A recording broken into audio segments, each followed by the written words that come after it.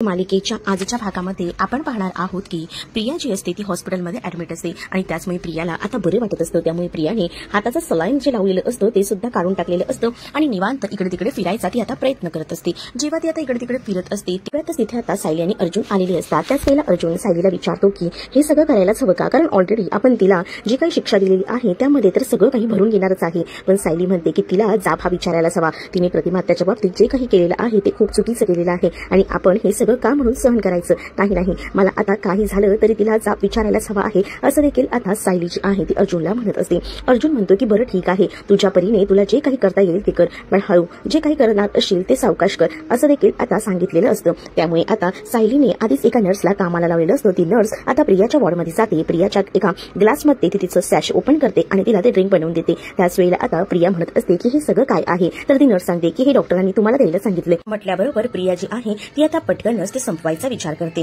ते ज्यूस वगैरे पिऊन झाल्यानंतर सायली आणि अर्जुनची तिथे एंट्री होते। सायली अर्जुन तिथे आल्यानंतर प्रिया जी आहे ती खूप जास्त घाबरते। प्रिया जी आहे ती आता म्हणत असते की नेमकं चाललंय तरी काय, तुम्ही इथे काय करताय। त्याच वेळेला आता सायली अर्जुन म्हणतात का इथे यायला सुद्धा तुझी परवानगी घ्यायची का। त्याच वेळेला आता प्रियाला तिथेच थांबलेली असताना बघून सायली आणि त्याचसोबत अर्जुन त्या नर्सला विचारतात की आपलं काम झालं आहे ना, म्हणजे ते हिने पिलं आहे ना। तर आता सायलीला ती नर्स सांगते की हो आपलं काम झालं आहे, आपण जे तिला ड्रिंक प्यायला दिलं होतं ते पिले आहे ती। हे ऐकल्यानंतर आता इथं मात्र प्रिया खूप जास्त घाबरते। तर अर्जुन त्या नर्सला म्हणतो की ठीक आहे आपलं काम झालं आहे, तुम्ही गेलात ना तरी चालेल, असं बोलून त्या नर्सला तिकडनं तो जायला सांगतो। आणि ज्या वेळेला आता तो तिकडनं त्या नर्सला जायला सांगतो तेव्हा मात्र आता सायली म्हणत असते बघितलंस का, आता खरी मजा येणार आहे, मला सुद्धा पाहायचं आहे की आता तू काय काय म्हणून कसं कसं सहन करतेस ते। मग इकडे आता प्रिया जी आहे ती घाबरते। प्रियाला कळून चुकतं की नक्कीच जे आहे ना त्यामध्ये ह्या लोकांनी विष टाकलं असेल आणि मला मारायचा ह्यांनी प्रयत्न केला असेल, म्हणूनच ती आता डॉक्टरांना जोरजोरात हाका मारून बोलून घेत असते। डॉक्टर प्लीज, डॉक्टर या अशी जोरजोराने ती आता हाक मारत असते। जेव्हा ती जोरजोराने अशा हाका मारत असते तेव्हा मात्र आता तिथे डॉक्टर आलेले असतात आणि त्याच वेळेला आता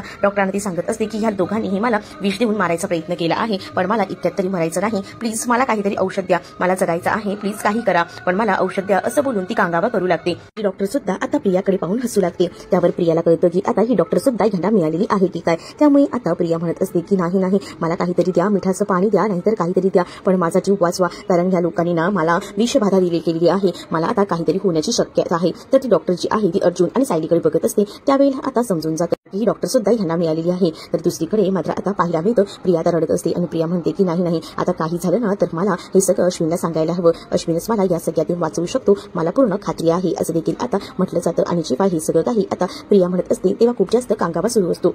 त्याच वेळेला आता सायली आणि अर्जुनने त्या डॉक्टरांनी नर्सला आधीच हाताशी घेतलेलं असतं आणि ते जे काही प्यायला दिलेलं असतं प्रियाला त्याची सोय उत्तमरित्या सायली आणि अर्जुनने मिळून केलेली असते। आणि त्यामुळेच आता इथे असणाऱ्या या प्रियाला याबद्दल काहीच कळत नसतं। तर पळून जाणाऱ्या प्रियाला आता सायली जी आहे ती जोरात ढकलते आणि म्हणत असते की तू कुठे चालली आहेस, तुला ना मी कुठेही जाऊ देणार नाही, तुला तुझ्या कर्माची शिक्षा ही भोगायचीच आहे। तुला काय वाटतंय तू इथून बाहेर पडलीस म्हणजे तू मोकळी झालीस का, तुझी अजून 7 वर्षाचा तुरुंगवास भोगायचा आहे, तू किती नालायक आहेस ना हे मला हळूहळू आता कळते, म्हणजे तुला एक नाही तर तू किती गुन्हे करून बसलेली आहेस। मला इतके दिवस वाटत होतं की आपण आहे ना एकाच आश्रमात वाढलेलो आहोत, आपल्या दोघांनाही आई वडिलांचं सुख काही मिळालं नाही, पण काही दिवसांनंतर तुझे सगळे फासे बदलले गेले, म्हणजे तुझे आई वडील तुला भेटले आणि तेव्हा मला किती आनंद झाला होता की जाऊ दे, मला नाही तर निदान माझ्या मैत्रिणीला, आश्रमातील मैत्रिणीला जे आहे ते तिचे आई बाबा भेटले, पण नाही तुला ते आई वडिलांचं प्रेम सुद्धा चांगलं अनुभवता आलेलं नाहीये। तर दुसरीकडे मात्र आता प्रिया तडफडत असते। प्रियाला असं वाटत असतं की खरंच आपल्याला विष दिलं गेलेलं आहे। त्यावर मात्र सायली म्हणत असते की हे साधं ना एक लिक्विड आहे आणि तेच तुला दिलं गेलेलं आहे, तुला काय वाटलं जशी तू वागतेस तसंच आम्हालाही वागायला जमेल का, तसले गुण आमच्यात नाही आहेत, तुला ना धड ना सासरचं सुख मिळालं ना माहेरचं, म्हणजेच तुला सगळ्यांकडून चांगली वागणूक मिळाली होती, पण तू ती वागणूक घेतली नाही, तू हे सगळं टिकवलं नाही आणि त्याचीच ही पापं आहेत आणि ती तुला भोगावीच लागणार आहेत, असं देखील आता सांगितलं जात असतं।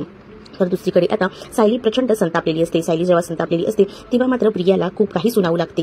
तिला म्हणते की तुला इतकं चांगलं आई वडिलांचं प्रेम मिळालं होतं, बिचारे प्रतिमा आत्या आणि रविराज काका सुद्धा तुझ्यावर जीवापाड प्रेम करत होते, पण त्यांना तू काय दिलंस, इतक्या वर्षांनंतर त्यांना भेटलीस तर भेटलीस आणि त्यांना हे अशा मरण येत ना, तुला हे सगळं करताना जरा देखील लाज वाटली नाही का। त्याच वेळेला मात्र आता इथे असणारी जी सायली आहे ती अजून सुनावू लागते आणि म्हणत असते की तुला वाटत असेल की हे सगळं काही तू केलंयस तर ते कोणाला कळणार नाही, प्रतिमा आत्यांना मुद्दामून तू चुकीच्या गोळ्या देत होतीस का, तर त्यांची स्मृती परत येऊ नये, किती खालच्या थराला जाऊन तू हे सगळं काही आहेस, हे तुझं तुला तरी कळतंय का, किती नालायकपणाचा कळस गाठलेला आहेस, पण आता नाही, जर ह्या चुका जर वारंवार करत राहिलीस ना तर माझ्यापेक्षा वाईट कोणी नसेल। आता ती माझी आई आहे आणि त्या आईची काळजी कशी घ्यायची ना हे मला चांगलंच माहिती आहे आणि मी माझ्या आईला काही होऊ देणार नाही। आता त्यांना योग्य ती ट्रीटमेंट देऊन त्यांना तर मी बरं करेनच आणि सोबत तू 7 वर्षानंतर येशील ना तेव्हा बघ तुझी कशी वाट लावते ते, असं देखील सायलीनं आता प्रियाला सांगितलेलं असतं। प्रिया आता घाबरलेली असते। प्रियाला माहिती असतं की आपला हा गुन्हा देखील यांनी पकडला, याचा अर्थ आपली शिक्षा वाढवू शकते, आपण काही करून आता सायलीची माफी मागायला हवी आणि म्हणूनच ती आता सायलीच्या हातापाया पडू लागते आणि म्हणत असते की हे सगळं काही मी केलेलं नाही, तुझा काहीतरी गैरसमज होतोय. पण सायली जी आहे ती तितकीच हुशार असते.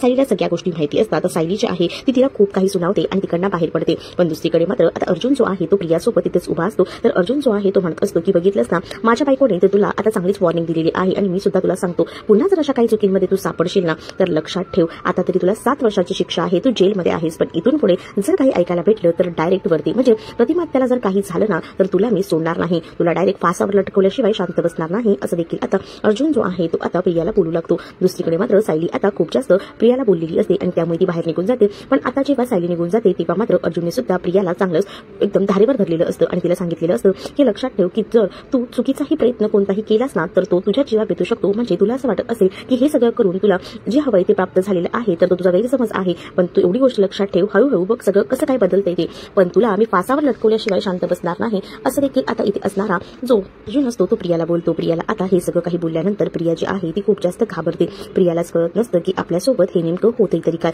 कारण प्रियाला आता इतकं ओरडलेलं असतं ना की प्रियाची आता बोलतीच बंद झालेली असते, कारण डायरेक्ट अर्जुनने तिला फासावर चढवायची धमकी जी दिलेली असते. अर्जुनने आता ही शेवटची वॉर्निंग दिल्यामुळे प्रिया ही खूप जास्त घाबरलेली असते. दुसरीकडे आता हॉस्पिटलमध्ये जो आहे तो अश्विन देखील नसतो, त्यामुळे प्रियाला आता सामोरं या सगळ्याला जावंच लागत असतं.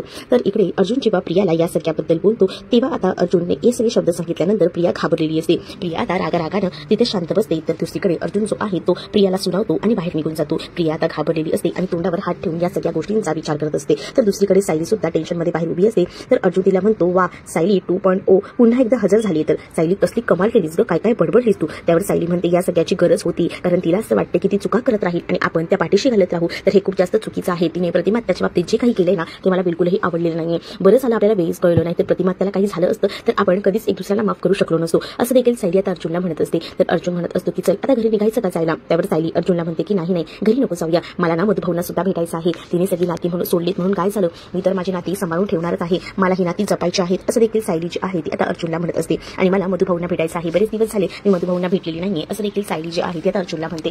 पाहायला मिळतं सुमन जी आहे ती खरं तर खूप जास्त टेन्शनमध्ये असते. तिला कळत नसतं की नागराज जे काही करतोय ते काय आहे. म्हणजे तिला नागराजसोबत घालवलेले सगळे प्रसंग आठवतात. म्हणजे नागराज जो आहे तो किती खालच्या तराला जाऊन कसा वागत आहे, या सगळ्या गोष्टी तिला जेव्हा आठवतात ना तेव्हा ती विचार करत असते की रविराजांनी यांनी सुद्धा सांगितलं होतं की हे सगळं करू नको, यांनी संधी सुद्धा दिली होती, पण हे सतत असता त्या चुका करत राहिले तर कसं होईल, मला ना या सगळ्याबद्दल कोणाशी तरी बोलावंच लागेल, असं देखील आता सुमन जी आहे ती विचार करत असते. दुसरीकडे आता तन्वीबद्दल आम्हाला माहिती आहे, तुला वाईट वाटत असेल असं कल्पना प्रतिमाला बोलून समजावत असते. त्याच वेळेला आता प्रतिमा जी आहे ती टेन्शनमध्ये असते, कल्पना तिला धीर देत असते आणि कल्पना प्रतिमाला म्हणत असते की मला माहिती आहे आम्ही तन्वीसोबत जे काही वागतोय त्यामुळे तुला त्रास होत असेल. त्यावर मात्र आता प्रतिमा म्हणते की नाही ग कल्पना, मला कसला त्रास होतोय, मुळात ना मुलगी ती तशी आहे त्यामुळे तिच्या बाबतीत असंच वागायला हवं. आधीपासून मी विचार केला होता की कधीतरी ती सुधरेल, पण नाही, तिने सुधारण्याचं काहीच नाव घेतलं नाही. बघितलंच ना आजही तिच्यावर काय वेळ आलेली आहे आणि हे सगळे ना तिच्या नशिबाचे कर्माचे भोग आहेत आणि तिला ते भोगावे लागणारच आहेत, असं देखील आता इथे असणारी प्रतिमा जी आहे बोलत असते. तर प्रताप म्हणत असतात की कुठे ती सायली आणि कुठेही तन्वी. म्हणजेच बघा ना, तन्वी कधीही आपला विचार केला नाही ना, तिच्या आईचाही विचार केला नाही आणि जिथेही सायली तिला आई वडीलही नाही, ती घर जोपासायचा प्रयत्न करते, प्रतिमा त्याची काळजी घेते, असं देखील आता प्रताप जे आहे ते आता कल्पनाच्या समोरच बोलत असतात. तर दुसरीकडे मात्र आता कल्पना ही प्रताप यांना बोलत असते की पुरे झाला या तन्वीचा विषय, या तन्वीच्या विषयाने ना खरंच वैताग आलाय, घरात ना उगाच त्या विषयाने वाद होतात, मला ना त्या मुलीचा एकही शब्द या घरात ऐकावासा वाटत नाही. तेवढ्यातच आता प्रतिमाच्या मोबाईलवर सुमनचा कॉल आलेला असतो, म्हणूनच प्रतिमा म्हणते की थांबा मी बघते. सुमनचा कॉल प्रतिमा रिसीव्ह करते. तर आता सुमन जी आहे ती प्रतिमाला म्हणते की बहिणी काही काम करत आहात का. तर प्रतिमा सांगते की कुठले काम, कसलं काम, इथे तर ही लोक एका कामाला सुद्धा हात लावू देत नाहीये आणि मी कसलं काम करणार आहे, काय झालं बोल ना, तुझं काही काम होतं का, असा प्रश्न सुमनला प्रतिमा करू लागते. त्यावर प्रतिमा जी आहे ती विचारत असते. तर सुमन तिला म्हणते की मला ना जरा तुमच्याशी बोलायचं होतं. प्रतिमा सांगते बोल ना, काय झालं आहे, काही विचारायचं आहे का तर विचार. सुमनला काय आणि कुठून बोलावं हे समजत नसतं. नागराजबद्दल जर मी पुन्हा बहिणीशी बोलली तर बहिणीला सुद्धा टेन्शन येऊ शकतं, म्हणूनच आता ती पुन्हा एकदा विषय टाळायचा प्रयत्न करते. ती आता सुमन जी आहे ती प्रतिमाला म्हणत असते की सॉरी, पण मला ना काम आठवलं आहे, मी जरा तुम्हाला नंतर करू का. प्रतिमा म्हणते अगं काहीतरी बोलणार होतीस, काहीतरी सांगणार होतीस, काय झालं. सुमन म्हणते की हो काहीतरी सांगणार होते पण विसरले, मला पटकन काम आठवले ते मी करते, आणि असं बोलून तिने फोन ठेवलेला असतो. दुसरीकडे आता मधुभाऊंना भेटायला हॉस्पिटलमध्ये सायली अर्जुन गेलेली असतात. कुसुमही तिथेच असते. त्याच वेळेला आता मधुभाऊंच्या प्रोग्रेसबद्दल विचारलं जातं. तर तिथे असणारे डॉक्टर जे आहेत ते सांगू लागतात की मधुभाऊ आता सगळ्या ट्रीटमेंटला चांगला प्रोत्साहन देत आहेत आणि त्याचसोबत लवकरच ते शुद्धीवर सुद्धा येण्याचे चान्सेस आहेत. तुम्हाला मी एक आयडिया सांगतो, तुम्ही ना ह्यांच्याशी बोला, म्हणजे तुम्ही जे काही बोलताय ना त्यांच्या कानावर जरूर पडते, म्हणूनच मला असं वाटतं की तुम्ही यांच्याशी गप्पा मारा, जेणेकरून त्या लवकरात लवकर ते ह्यातून रिकव्हर होतील, असं देखील डॉक्टर जे आहेत ते आता मधुभाऊंबद्दल खुलासा करत अर्जुन, सायली आणि कुसुमला सांगू लागतात. आणि हे ऐकल्यानंतर आता कुसुम देखील आणि सायली देखील खूप जास्त खुश झालेली असते, कारण मधुभाऊ जे आहे ते खूप जास्त प्रोग्रेस करत असतात आणि त्यामुळे लवकरच त्यांची स्मृती परत येण्याची चान्सेस आता वाढलेली असतात. तर इकडे मात्र आता कुसुम म्हणत असते की मी आता गप्पाच मारत बसणार आहे मधुभाऊशी. मधुभाऊंना माहिती आहे की मी किती बोलते ते, आणि जेव्हा मी मधुभाऊशी चांगला गप्पा मारेल ना तेव्हा उठून अक्षरशः मधुभाऊ बोलायला हवेत.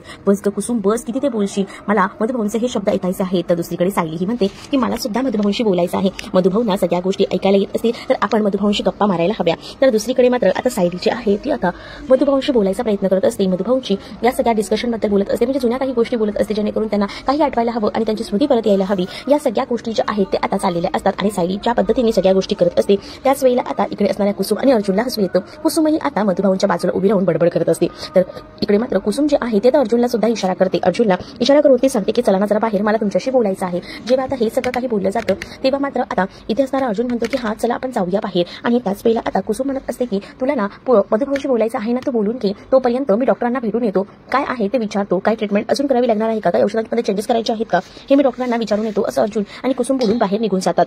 अर्जुन आणि कुसुम जेव्हा बाहेर येतात तेव्हा आता कुसुम अर्जुनला विचारते की काय झालं आहे, काही समजलं का, म्हणजे काही पत्ता लागलाय का सायलीच्या आईबापांबद्दल. तर त्यावर आता अर्जुन म्हणतो की नाही हो, काहीच नाही, मी या सगळ्याचा शोध घ्यायचा खरं तर प्रयत्न करतोय, पण बऱ्याच गोष्टी ज्या आहेत त्या सगळ्या वेळा आहेत विचित्र पद्धतीने घडत आहेत. म्हणजे त्या दिवशी मी सायलीला बाहेरही घेऊन गेलो होतो, तिच्या जुन्या आठवणी पुन्हा एकदा आठवायचा प्रयत्न करत होतो, तिला माझ्या भूतकाळातील घटना सांगितल्या आणि त्यावेळेला तिला ना अचानकपणे चक्कर आली. जेव्हा तिला अचानकपणे चक्कर आली ना तेव्हा खरं तर मला त्रास झाला. मला असं वाटलं की मी काही चुकीचं करतोय का, म्हणजे मी तर तिच्या आईवडिलांना शोधायचा प्रयत्न करतोय, पण या सगळ्यामुळे तिच्या आरोग्यावर एक परिणाम व्हायला नको ना, हा विचार माझ्या मनात येत असतो. तर दुसरीकडे मात्र आता जी कुसुम असते ना तिला सुद्धा असेच प्रश्न पडलेले असतात. कुसुम जी आहे ती मात्र आता अर्जुनला म्हणत असते की हे काय, हे असं नाही, आम्ही ना जेव्हा ना आश्रमातही त्या विषयावर कधी बोलायचं ना तेव्हा तिलाही तसा त्रास व्हायचा, म्हणून आम्ही नंतर हे सगळं बोलायचं बंदच केलं. त्याच वेळेला आता कुसुमच्या पिशवीत ना आश्रमाची चावी खाली पडते. तर अर्जुन म्हणतो ही बघा ही चावी पडली आहे. कुसुम म्हणते हा आश्रमाची चावी आहे. त्याच वेळेला आता अर्जुनच्या लक्षात येतो की मधुभाऊ ज्या आहेत ते सगळ्या गोष्टी एकदम जपून ठेवणाऱ्या, म्हणजे प्रत्येक गोष्टींचा उल्लेख जो आहे तो त्यांनी डायरेक्ट तर केलेलाच होता, पण ज्या मुलांना त्यांनी आश्रमात आणलेलं होतं त्या मुलांबद्दल सुद्धा इन्फॉर्मेशन जर त्यांनी ठेवलेली असेल तर बरंच आहे ना. तर दुसरीकडे मात्र आता कुसुम जी आहे ती म्हणत असते की मधुभाऊंना पहिल्यापासूनच सवय आहे सगळ्याच गोष्टी ते जपून ठेवतात, म्हणजे आतापर्यंत जी मुलं आश्रमात आलेली आहेत ना त्यांच्या सगळ्यांची वेगवेगळे लहानपणीच्या गोष्टी या सगळ्या काही त्यांनी जपून ठेवलेल्या आहेत. तर मधुभाऊंना असं वाटायचं की कधीतरी या मुलांचे पालक जेव्हा येतील तेव्हा त्यांची खरी ओळख पटायला हवी, आणि त्यामुळेच मधुभाऊंनी सगळं सामान प्रत्येकाचं जपून ठेवलेलं आहे. तर तेव्हा कुठे जाऊन अर्जुनच्या डोक्यात युक्ती येते. अर्जुन विचार करतो जर ते सामान अजूनही आश्रमात असेल तर आपल्याला बरेच पुरावे सापडतील आणि सायलीचे आई बाबा शोधायला आपल्याला खूप कठीण जाणार नाही. म्हणूनच आता अर्जुन जो आहे तो विचार करतो आणि ठरवतो की चालेल आता पुढचं मिशन जे आहे ते आता आपल्याला आश्रमात जाऊनच या सगळ्याचा शोध घ्यायला हवा. पुढील भागात पाहायला मिळतं अर्जुन जो आहे तो कुसुमशी या संदर्भात बोलत असतो तेवढं सायली आलेली असते. सायली आलेला बघून आता अर्जुनला म्हणत असते की कोणाशी बोलताय, तर अर्जुन सांगतो की मी चैतन्याशी बोलत आहे. तर त्यावर आता सायली सुद्धा फोन मागत असते आणि मी त्यांना गणपतीचं आमंत्रण देते, द्या मला फोन, मी असं बोलू त्याच्याकडनं फोन घेत असते. तर अर्जुन म्हणतो गणपतीचंच आमंत्रण द्यायचंय ना, थांब मी देतो, आणि असं बोलून तोच एकटा फोनवर गणपतीचं आमंत्रण चैतन्याशी बोलतोय असं देऊन आता बोलत असतो. तर दुसरीकडे मात्र आता चैतन्य सायलीच्या मागे येऊन हजर राहिलेला असतो आणि जेव्हा चैतन्य तिथे येऊन हजर राहतो ना तेव्हा मात्र आता इथे असणारी सायली चकित होते.